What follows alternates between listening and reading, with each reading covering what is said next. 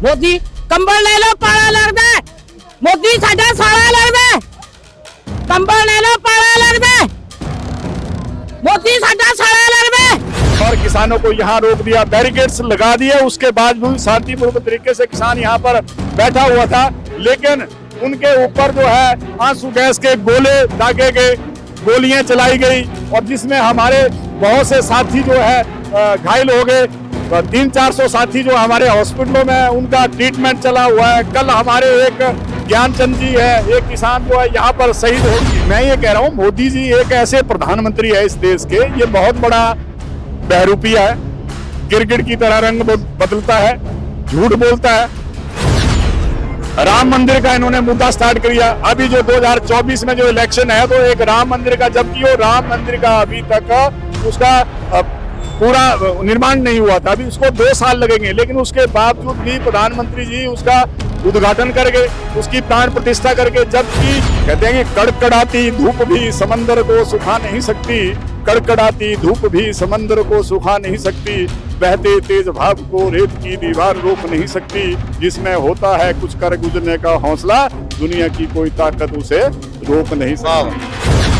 ਅਸੀਂ ਤੁਹਾਨੂੰ ਵੀ ਸਲੂਟ ਕਰਦੇ ਹਾਂ। ਤੁਸੀਂ ਪੰਜਾਬ ਦੇ ਹੱਕ ਦੇ ਵਿੱਚ ਕਿਸਾਨਾਂ ਲਈ, ਕਿਸਾਨਾਂ ਦੀਆਂ ਮੰਗਾਂ ਨੇ, ਫਿਰ ਵੀ ਹਿਮਾਚਲ ਤੋਂ ਇੰਨੀ ਦੂਰੋਂ ਆਏ ਤੇ ਤੁਹਾਡੇ ਹੋਰ ਵੀ ਸਾਥੀ ਆਉਣਗੇ ਇੱਥੇ ਹਿਮਾਚਲ ਤੋਂ? बिल्कुल आएंगे, पूरा भारत जुड़ेगा। पूरा कोई लड़ाई नहीं साडे पास, कुछ कोई दुखा नहीं, कुछ नहीं। ये गोले घेरते नहीं, वो भी ये ना कि गोले स्पेयर होंगे।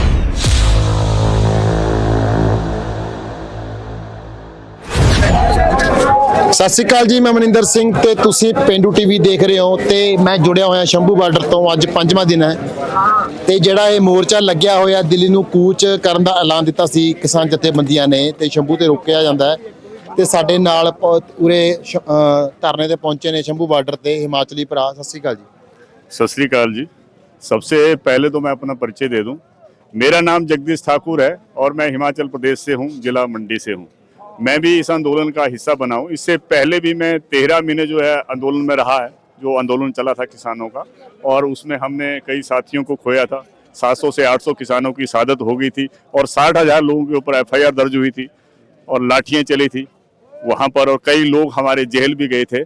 लेकिन उसके बावजूद जो आंदोलन चला था, वो 13 महीने लगातार आंदोलन चला था और सरकार को उस 13 महीने आंदोलन चलने के बाद जो झुकना पड़ा था, जो सरकार ने 3 काले कानून लाए थे उसको वापस करना पड़ा था, और तब जाके जो किसानों की जो डिमांड थी उसके ऊपर जो है सहमति हुई थी। उसके बाद जो है ये आंदोलन खत्म हुआ था।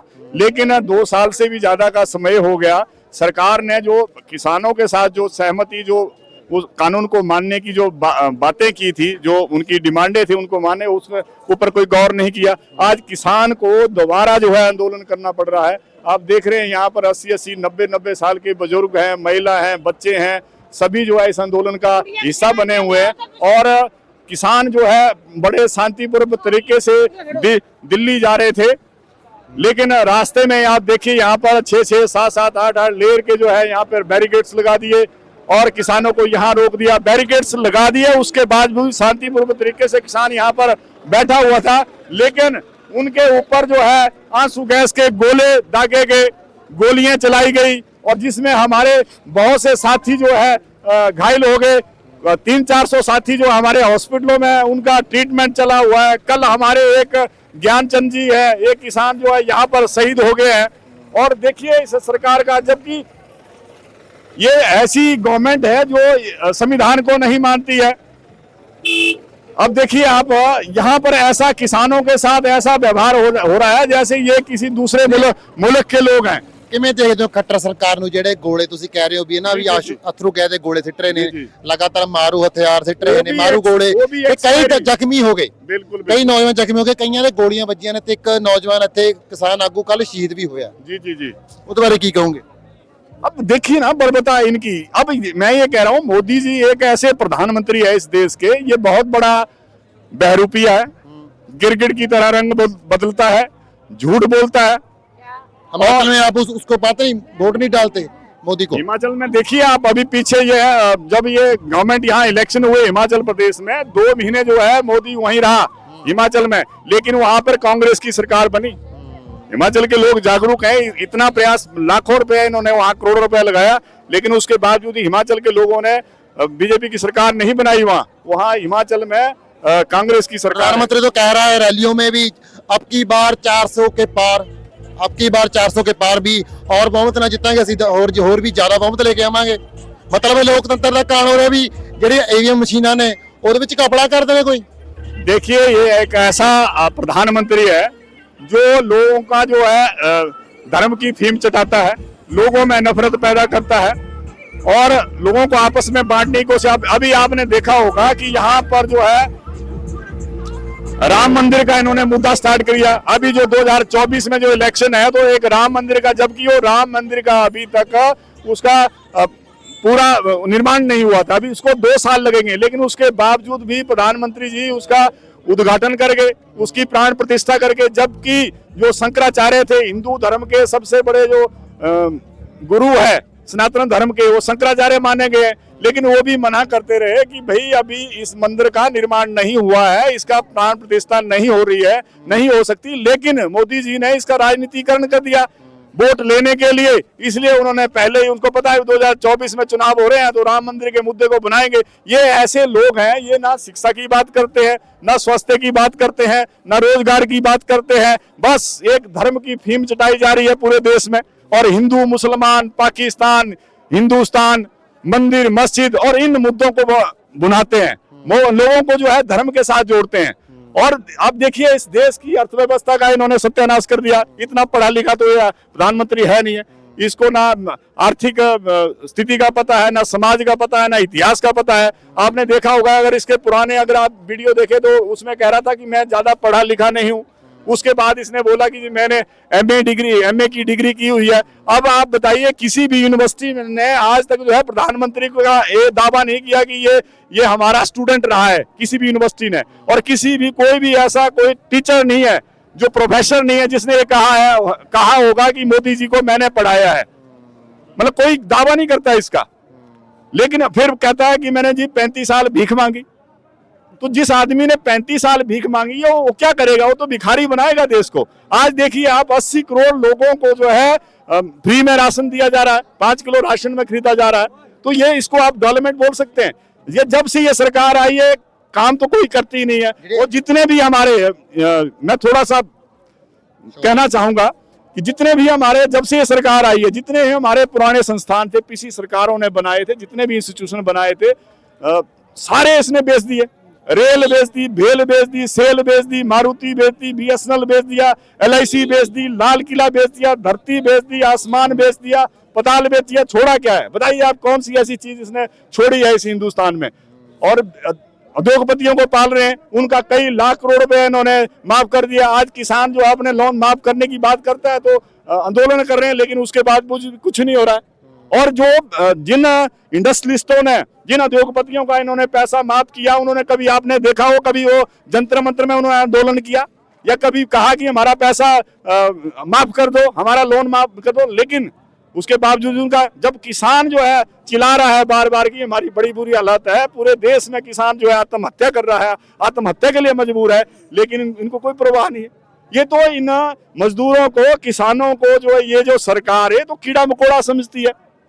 और मैं तो पंजाब के लोगों को सलूट करना चाहता हूं कि पीछे जो आंदोलन इन्होंने चलाया था, जो 13 महीने जो चला था, तो पंजाब अगर खड़ा हुआ था उसमें, उसके बाद हरियाणा खड़ा हुआ, तब जाके पूरा देश जो है इकट्ठा किया था। हम तो सलूट करना चाहिए। आज भी पंजाब से शुरुआत हुई है, हम इनको सलूट करना चाहते हैं कि ਅਸੀਂ ਤੁਹਾਨੂੰ ਵੀ ਸਲੂਟ ਕਰਦੇ ਹਾਂ। ਤੁਸੀਂ ਪੰਜਾਬ ਦੇ ਹੱਕ ਦੇ ਵਿੱਚ ਕਿਸਾਨਾਂ ਲਈ, ਕਿਸਾਨਾਂ ਦੀਆਂ ਮੰਗਾਂ ਨੇ, ਫਿਰ ਵੀ ਹਿਮਾਚਲ ਤੋਂ ਇੰਨੀ ਦੂਰੋਂ ਆਏ तो ਤੁਹਾਡੇ ਹੋਰ ਵੀ ਸਾਥੀ ਆਉਣਗੇ ਇੱਥੇ हिमाचल ਤੋਂ? बिल्कुल आएंगे, पूरा भारत जुड़ेगा, पूरे भारत के लोग। आप देखिए, आप जगह जगह इन्होंने ट्रेनें बंद कर दी है, जगह जगह चेकिंग कर रहे हैं, जगह जगह किसानों को आने नहीं दे रहे हैं, रोक रहे हैं, इतने बड़े बड़े बैरिकेड लगा रहे हैं। वहां पे देखिए आप हरियाणा में लोगों को घरों से निकलने नहीं दे रहे हैं, अनाउंसमेंट कर रहे हैं। तो मतलब ऐसी डिक्टेटरशिप है कि ये तो संविधान को नहीं मानते हैं, ना ये शास्त्रों को मानते हैं। ਜੇ ਦਿੱਲੀ ਕੂਚ ਕਰਨਾ ਪਏ ਤੁਸੀਂ ਨਾਲ ਚੱਲੋਗੇ ਕਿਸਾਨਾਂ ਦੇ? ਫਿਰ बिल्कुल, हम तो 13 महीने पहले भी रहे, किसान आंदोलन में रहे, और अब भी हम किसानों के साथ में। पूरा देश है, इस देश में 60-70% जो किसान है, जो खेती करते हैं। अब देखिए आप, ये सरकार ऐसी सरकार है, इसने देखो बीज के रेट बढ़ा दिए, दवाइयों के रेट बढ़ा दिए, जो हमारे इंस्ट्रूमेंट थे, जो एग्रीकल्चर इंस्ट्रूमेंट, उनमें जीएसटी लगा दिया, इतने भारी भारी टैक्स लगा दिए। बताइए किसान कहाँ जाएगा। ਤੇ ਮਾਤਾ ਜੀ ਨਾਲ ਗੱਲ ਕਰਦੇ ਆਂ। ਬੀਬੀ ਜੀ ਪਹੁੰਚੇ ਹੋਏ ਨੇ ਤੇ ਇੱਥੇ ਬਜ਼ੁਰਗ ਤੇ ਨੌਜਵਾਨ ਤਾਂ ਪਹੁੰਚੇ ਰਹੇ ਨੇ ਤੇ ਹੁਣ ਮਾਤਾਵਾਂ ਤੇ ਬੀਬੀਆਂ ਪਹੁੰਚਣੀਆਂ ਸ਼ੁਰੂ ਹੋ ਗਈਆਂ ਨੇ। ਸਤਿ ਸ਼੍ਰੀ ਅਕਾਲ ਮਾਤਾ ਜੀ, ਸਤਿ ਸ੍ਰੀ ਅਕਾਲ ਜੀ। ਕਿੱਥੋਂ ਆਏ ਤੁਸੀਂ? ਕੰਮ ਹੀ ਕਲਾਂ ਤੋਂ ਜੀ। ਕਿਵੇਂ ਦੇਖਦੇ ਹੋ ਮੋਰਚੇ ਨੂੰ ਵੀ ਇੱਥੇ ਆਪਣੇ ਤੇ ਅਥਰੂ ਗੈਸ ਦੇ ਗੋਲੇ ਸਿੱਟੇ ਜਾ ਰਹੇ ਨੇ ਤੇ ਹੋਰ ਜਿਹੜੇ ਅਥਰੂ ਗੈਸ ਦੇ ਗੋਲੇ ਸਿੱਟੇ ਜਾ ਰਹੇ ਨੇ, ਮਾਰੂ ਹਥਿਆਰ ਸਿੱਟੇ ਜਾ ਰਹੇ ਨੇ, ਆਪਣੇ ਜਿਹੜੇ ਨੌਜਵਾਨ ਜ਼ਖਮੀ ਹੋ ਰਹੇ ਨੇ, ਕਿਸਾਨ ਭਰਾ ਕਿਵੇਂ ਦੇਖਦੇ ਹੋ ਇਹਨੂੰ ਅੰਦੋਲਨ ਨੂੰ? ਇਹ ਕੱਲ ਜੀ ਮੇਰਾ ਵੀ ਸਾਜਾ ਕੁੱਟ ਗਿਆ ਤਾਂ ਉੱਥੇ ਬਾਗੀ ਦੀ, ਮੈਂ ਬੱਚਿਆਂ ਨੂੰ ਦੇਖਣ ਬਾਗੀ ਦੀ ਗੱਲ। ਹਾਂਜੀ ਉੱਥੇ 2020 ਵਿੱਚ ਅਸੀਂ ਉੱਥੇ ਗਏ ਦਿੱਲੀ, ਉੱਥੇ ਵੀ 12-13 ਮਹੀਨੇ ਲਾਏ ਅਸੀਂ ਨੇ। ਪੂਰਾ ਸੰਯੋਗ ਦੇ ਗੈਲ, ਪਿੰਡ ਦੇ ਗੈਲ, ਅਸੀਂ ਗੈਲ ਜੁੜੇ ਰਹੇ। ਉੱਥੇ ਵੀ ਨਹੀਂ ਹੱਥ ਸਾਡਾ ਹੱਲ ਬਣਿਆ, ਕੁਝ ਵੀ ਨਹੀਂ ਹੱਲ ਬਣਿਆ ਹੈਗਾ। ਉੱਥੇ ਵੀ ਐਵੇਂ ਠਾਲ ਤੇ ਲਾਰਾ ਲਾ ਕੇ ਵੀ ਹਾਂ ਤੁਹਾਡੇ ਕਾਨੂੰਨ ਸਾਰੇ ਸਹੀ ਹੋ ਗਏ ਵੀ ਤੁਸੀਂ ਉੱਥੇ ਉੱਠ ਖੜੋ। ਅਸੀਂ ਉੱਥੇ ਉੱਠ ਖੜੇ। ਹੁਣ ਜੀ ਦੇਖੋ ਜੀ, ਸਾਨੂੰ ਤਾਂ ਕੋਈ ਲੜਾਈ ਨਹੀਂ, ਸਾਡੇ ਪਾ ਕੁਛ ਕੋਈ ਦੁੱਖਾ ਨਹੀਂ, ਕੁਛ ਨਹੀਂ। ਇਹ ਗੋਲੇ ਗੇਰਦੇ ਨੇ ਜੀ, ਉਹ ਵੀ ਇਹ ਨਾ ਕਿ ਗੋਲੇ ਸਪੇਅਰ ਹੋਏ ਵੇ ਨੇ ਜੀ, ਉਹ ਵੀ ਉਹ ਨਹੀਂ ਹੈਗੇ। ਮਤਲਬ ਘਰ-ਬਾਰ ਛੱਡ ਕੇ ਆਏ ਹੋ, ਫਿਰ ਘਰ ਦੇ ਵਿੱਚ ਕੰਮ ਆ, ਤੁਸੀਂ ਉਰੇ ਆਏ ਹੋ ਨਾ ਹੱਕ ਆਪਣੇ ਮੰਗਾਂ ਲੈ ਕੇ, ਫਿਰ ਕਿਉਂ ਨਹੀਂ ਮੰਨ ਰਹੇ? ਇਹ ਹੁਣ ਜੀ ਮੋਦੀ ਦੀ ਗਲਤੀ ਹੈ। ਮੋਦੀ ਕਿਉਂ ਨਹੀਂ, ਮੈਂ ਸਾਡਾ ਰਸਤਾ ਨਹੀਂ ਕਹਾਂ ਵੀ ਸਾਡਾ ਹੱਕ ਥੇੜੀ ਪਰ ਰੱਖ। ਅੱਜ ਤਾਂ ਹੱਕ ਲੈਣਾ ਆਪਦਾ। ਮੋਦੀ ਕੰਬਲ ਲੈ ਲਓ, ਪਾਲਾ ਲੱਗਦਾ। ਮੋਦੀ ਸਾਡਾ ਸਾਲਾ ਲੱਗਦਾ। ਕੰਬਲ ਲੈ ਲਓ, ਪਾਲਾ ਲੱਗਦਾ। ਮੋਦੀ ਸਾਡਾ ਸਾਲਾ ਲੱਗਦਾ। ਪਹਿਲਾਂ ਦੀ ਤਰ੍ਹਾਂ ਹੀ ਜਿਵੇਂ 2020 ਦੇ ਵਿੱਚ ਧਰਨਾ ਲੱਗਿਆ ਸੀਗਾ, 2020 ਦੇ ਵਿੱਚ, ਤੇ ਉਵੇਂ ਹੀ ਸਲੋਗਨ ਬਣਾ ਰਹੇ ਨੇ ਮੋਦੀ ਉੱਤੇ। ਤੇ ਹੋਰ ਮਾਤਾ ਜੀ ਕੀ ਕਹਿਣਾ ਚਾਹੁੰਦੇ ਹੋ ਸਰਕਾਰ ਨੂੰ? ਸਰਕਾਰ ਨੂੰ ਤਾਂ ਇਹੀ ਕਹਿ ਰਹੇ ਵੀ ਦੇਖੋ, ਪਹਿਲਾਂ ਹੁਣ ਭਗਵੰਤ ਮਾਨ ਬਣਿਆ, ਇੰਨੇ ਮਰੇ ਨੇ, ਕੋਈ ਪਹਿਲਾਂ ਮੰਤਰੀ ਬਣਿਆ, ਕੋਈ ਮਰਿਆ। ਜਿਹੜਾ ਕੋਈ ਸਰਕਾਰ ਬਣੇਗੀ ਉਹੀ ਮਰੋ ਮਾਰ ਕਰਦੇ ਨੇ, ਮਰੋ ਮਾਰ ਕਰਦੇ ਨੇ। ਹੁਣ ਇਸ ਮਾਂ ਵੀ ਦੇਖੋ ਜੀ, ਕੋਈ ਜ਼ਖਮੀ ਕਰਤਾ, ਕੋਈ ਮਾਰਤਾ, ਹਸਪਤਾਲਾਂ ਵਿੱਚ ਜੀ ਕਿਧਰੇ ਪਏ ਨੇ। ਇਹ ਕੰਮ ਕਿਸਾਨ ਨੱਕਾ ਬੰਦ ਕਰ ਦੇ, ਇਹਨਾਂ ਨੇ ਗਵਰਨਮੈਂਟ ਨੇ ਹੀ ਬੰਦ ਕਰਤਾ। ਇਹ ਕਿਹੜੀ ਕਾਨੂੰਨ ਹੈ ਵੀ ਗਵਰਨਮੈਂਟ ਨੱਕਾ ਪੱਥਰ ਲਾ ਦੇਗੀ? ਅੱਜ ਤੱਕ ਦਿੱਲੀ ਜਾਣੇ ਵਾਸਤੇ ਜਾਣਾ ਤਾਂ ਇਹਨਾਂ ਨੇ ਪਹਿਲਾਂ ਹੀ ਪੱਥਰ ਲਾਤੇ। ਫਿਰ ਹੁਣ ਮੀਟਿੰਗਾਂ ਹੋ ਰਹੀਆਂ ਨੇ, ਹੁਣ ਐਤਵਾਰ ਦੀ ਵੇਟ ਕਰਦੇ ਹਾਂ, ਉਸ ਤੋਂ ਬਾਅਦ ਦਿੱਲੀ ਨੂੰ ਕੂਚ ਕਰੋਗੇ ਜਾਂ ਨਾ? ਹਾਂਜੀ ਕੂਚ ਕਰਾਂਗੇ, ਜੇ ਨਾ ਇਹਨਾਂ ਨੇ ਕੋਈ ਮਸਲਾ ਹੱਲ ਕਰਿਆ। ਸਾਡਾ ਉਰੀ ਕਰਦੇ ਸਭ ਨਾਲ ਵਧੀਆ, ਨਹੀਂ ਕਰਦੇ ਫਿਰ ਦਿੱਲੀ ਜਾਵਾਂਗੇ। ਹਾਂਜੀ, मैं ये कहना चाहता हूँ कि बैल चाहे कितना भी अड़ियल क्यों ना हो, लेकिन किसान जो है उसको खेत जोड़ के ही छोड़ता है। तो इसलिए मोदी जी ये ना भूले कि इनको डरा के धमका के जो है हम जो है इनको ये वापस चले जाएंगे। जब तक किसानों की डिमांड पूरी नहीं होगी तब तक किसान यहाँ से जाने वाला नहीं है। कहते हैं कि कड़कड़ाती धूप भी समंदर को सुखा नहीं सकती, कड़कड़ाती धूप भी समंदर को सुखा नहीं सकती, बहते तेज भाव को रेत की दीवार रोक नहीं सकती, जिसमें होता है कुछ कर गुजरने का हौसला, दुनिया की कोई ताकत उसे रोक नहीं सकती। ਕਿਆ ਬਾਤ ਹੈ ਜੀ, ਬਹੁਤ ਹੀ ਸੋਹਣਾ ਤੁਸੀਂ ਨੇ ਗੱਲਬਾਤ ਕੀਤੀ ਸਾਡੇ ਨਾਲ। ਤੇ ਸਾਡੇ ਨਾਲ ਬਾਪੂ ਜੀ ਮੌਜੂਦ ਨੇ, ਉਹਨਾਂ ਨਾਲ ਗੱਲਬਾਤ ਕਰਦੇ ਹਾਂ। ਬਾਪੂ ਜੀ ਕਹਿਣਾ ਚਾਹੁੰਦੇ ਹੋ ਕੁਝ? ਤੇ ਅਸੀਂ ਗੱਲਬਾਤ ਕੀਤੀ ਹੈ, ਸਾਡੇ ਹਿਮਾਚਲੀ ਭਰਾ ਵੀ ਇੱਥੇ ਪਹੁੰਚ ਰਹੇ ਨੇ ਤੇ ਕਹਿੰਦੇ ਅਸੀਂ ਦਿੱਲੀ ਵੀ ਜਾਵਾਂਗੇ, ਜੇ ਦਿੱਲੀ ਜਾਣਾ ਪਿਆ ਦਿੱਲੀ ਵੀ ਕੂਚ ਕਰਾਂਗੇ। ਹਿਮਾਚਲ ਤੋਂ ਭਰਾ ਆਏ ਨੇ, ਗੱਲਬਾਤ ਕੀਤੀ ਤੇ ਮਾਤਾ ਜੀ ਨਾਲ ਗੱਲਬਾਤ ਕੀਤੀ ਹੈ। ਕਹਿੰਦੇ ਵੀ ਹੋਰ ਵੀ ਜਥਾ ਹਿਮਾਚਲੋਂ ਪਹੁੰਚਣੇ ਵਾਲਾ ਵਾ, ਰਾਹ ਦੇ ਵਿੱਚ ਹੈ।